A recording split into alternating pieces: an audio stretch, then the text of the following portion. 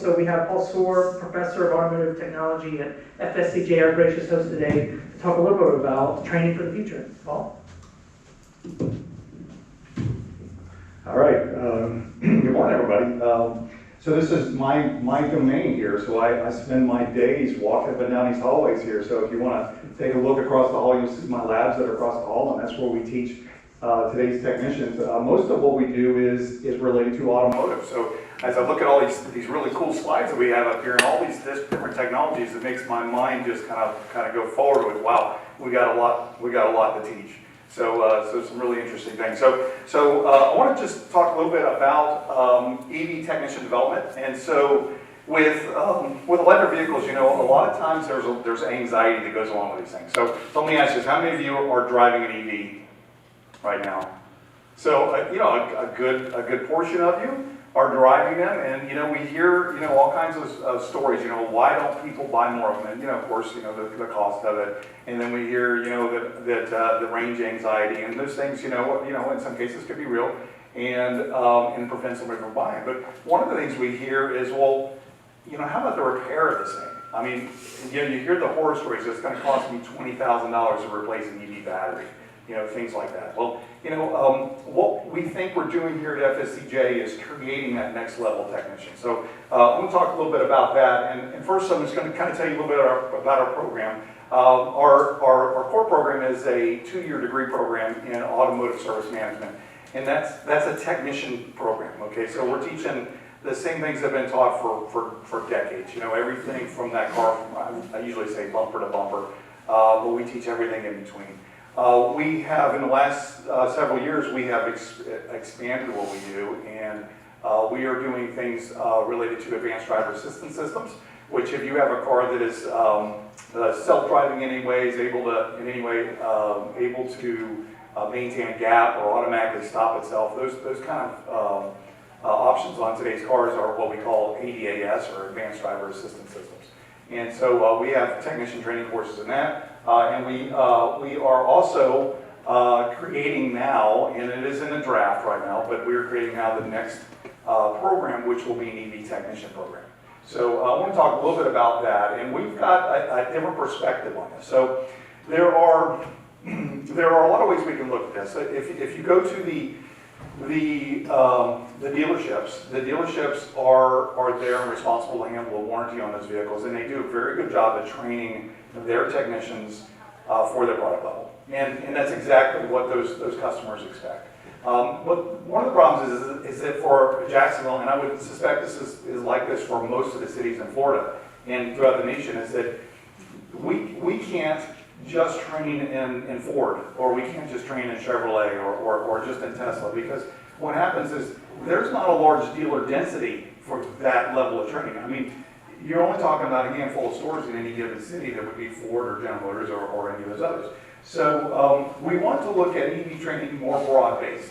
We want to expand it out a little bit, and we want to step away from the manufacturer, but teach the skills that are required for any EV tech to work on any brand. That's a lot, and it's challenges to do that, but that's what we're working towards.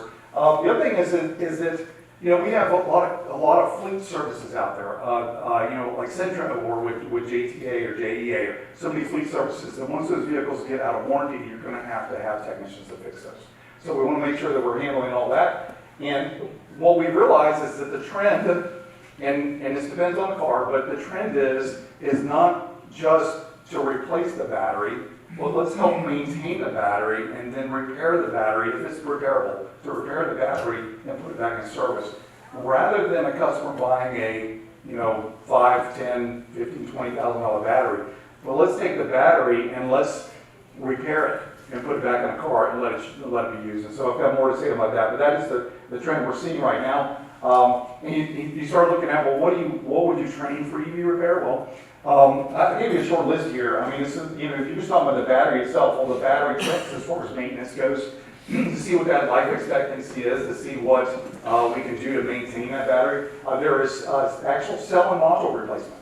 So if you can imagine taking a battery out and disassembling the battery, taking it down to the cell or its module level and repairing the cells that are damaged.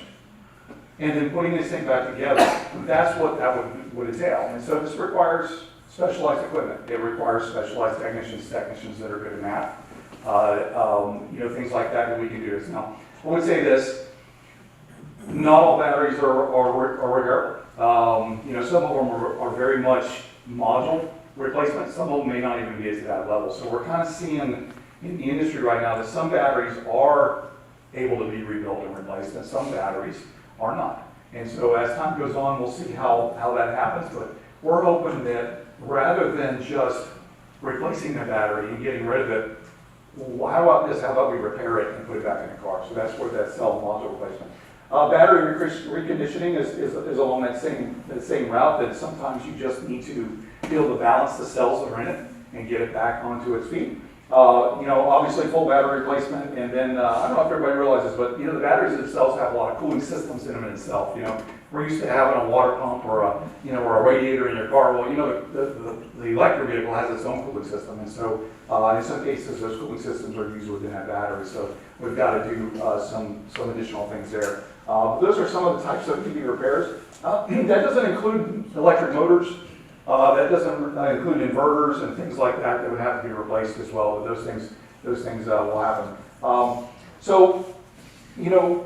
It's always good to look at what we're doing and figure out, well, is this really a sustainable source of energy? Are we going to be able to really drive these cars, or are we just going to be piling up the landfills with a bunch of heavy metals? And that's kind of what you hear that kind of stuff. You say, well, my goodness, what are we going to do with this battery after it dies? And you can have images of landfills full of caustic batteries. And it's like the reality is that these batteries are able to be reconditioned, and if they're not, let's figure out some other way to use them. So maybe they're no longer useful in your VW, but maybe those same cells can be reused in another format, used for some other product. And so I think you're going to see that throughout the EV industry as aviation becomes more electrified. I think those batteries that come out of those airplanes that no longer can be used will be repurposed, maybe in the automotive world, but maybe even the batteries that are coming out of cars will be repurposed for other means too. So that's kind of what we're looking for. We want to repurpose those things, and then of course the recycling industry. All of those metals there can be ground down, and we can reuse those. So that's a whole industry. I don't know if that's being done in Jacksonville here at all, but there's a whole industry there of taking some of those metals and recycling them. There are companies popping up now that are taking used batteries out of vehicles. They're taking them apart at the cell level and they're cataloging them and putting them on the shelf. And what's cool is that we can go to those companies and we can order the parts that we need to repair batteries that are already on the road. Those are new companies. Now, I don't know of any on the East Coast yet, but they're on the West Coast. And I'm suspecting, since what I understand is Florida is number 2 in adoption of EVs, which is amazing to me, that we would be number 2, that the state of Florida is ripe for this kind of repair and this type of reconditioning and recycling. So that's some things to do. So I'm gonna put up here a couple slides, and not to make this too hard to read, but when you talk about an EV technician program, what are you going to do in there? So I boiled it down to a couple slides here. The very top courses up there are existing courses we already teach, and we've been teaching here at FSCJ for decades. And those courses remain because electric cars still have the same systems that most cars have. They still have low voltage systems. They still have steering. They still have braking systems. All that stuff needs to remain. The new courses that we've proposed is the ones on the bottom, and that would be understanding EV fundamentals and safety, because safety is a large portion of EVs. The high voltage interlock systems, which are safety systems that keep us safe in case some of the fears that we hear is, what if my car gets in a wreck? Am I going to get electrocuted? It's like, no, you're not. The systems are largely safe to where it sees any kind of leakage at all, even a very minute amount of leakage, those systems will shut off. And so those are what they call interlock systems. So our students will learn about interlock systems. High voltage battery management, which is what we would deal with the battery reconditioning and cell replacement. EV drive systems are the electric motors. Power inverter systems are the systems that change low voltage, high voltage, or high voltage, low voltage. And then obviously EVs have a little bit different heating and ventilation system as well, and thermal management, so that would be another course. Those are 6 courses, 6 separate courses that do not exist. They do not exist in the state of Florida frameworks. They hardly exist in the nation.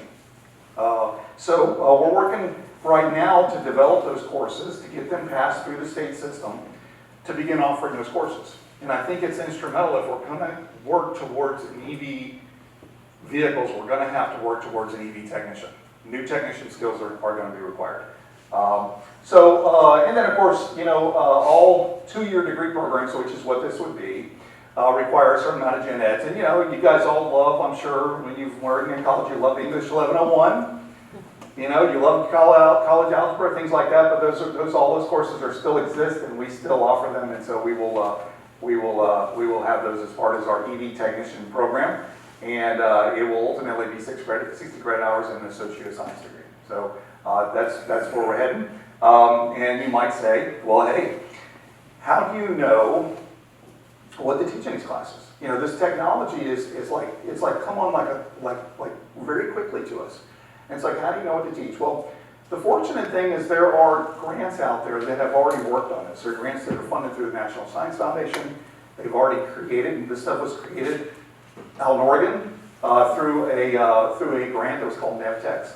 NevTex worked with SAE to get their courses and their course outcomes to be approved through SAE. So what we're going to do is we're going to take those SAE approved courses and we're going to bring them into our classrooms. And so whereas we're not going to teach exactly the manufacturer specifically, we will teach what SAE has seen as necessary for an EV technician in those, and that's where we took our basis from. So I will say this, that there is a company right now, we're getting our professors are getting trained right now, is through the electrification transportation. It's called EV Pro Plus. And EV Pro Plus is teaching SAE courses, and they are certified by SAE. And we're taking those courses right now, and we're going to impart that stuff into our classroom. Our students will be learning those same things. And I'll put out a plug here that EV Pro Plus will be doing courses, we'll be doing a course in the summer here. It's a very extensive, it's a tough course, but they're going to be doing courses here in the summer. If anybody's interested in taking a course that is SAE level, we will be hosting EV Pro Plus here in the summer, so I think sometime in July, so you can come see me about that. I'll let you know more about that, but that is coming here as well. So you say, well, how long is this going to take? Well, it's not going to take too long, because we're already probably most of the way through the project right now and figuring out. But right now, what we're working on is getting the state of Florida to approve these new courses. So we have to create course outcomes. We have to create the course outlines. We have to do course development. And so right now, we're in that process right now. So it has not been approved by the state. Once it's approved by the state, though, FSCJ will approve it for our students. And every college in the state of Florida can approve it for their students as well. So what we expect to see is that multiple colleges within the state will be able to benefit from this. So it doesn't just fit Jacksonville, but it fits Miami, it fits Broward County, it'll fit Tampa, those throughout the state. So that we're trying to make a difference for the state as far as that goes. But we're still working through that process. We are coordinating with other Florida state colleges, particularly Indian River State College down in Fort Pierce, are helping us with this. And we're hoping, possibility of spring 25, that the courses will be approved and ready to go. So we're really not talking that long, really. I mean, about a year. And so we're working through this as we go, but it's getting there. Anyways, my name again is Paul Soar. If you got any questions, please feel free to get a hold of me. I am always here. I live here, so you can always catch me just walking down the hall. You'll find me, I'm sure. So come by and see me, and I'll be glad to show you around it. And I will say this to piggyback on Dr. Brower. The shuttles are out running around, and they run from 9 o'clock until 5 o'clock, Monday through Thursday. It's a free ride. So if you want to ride on an autonomous vehicle, hop a ride on it. You can catch it up here at our administration office, right there at the front door. And they come by about every 15 minutes. They'll take you on around about probably a mile, maybe something like that. But come on and take a ride. It's kind of a cool experience. So come on and see what that does do. So anyways, thank you.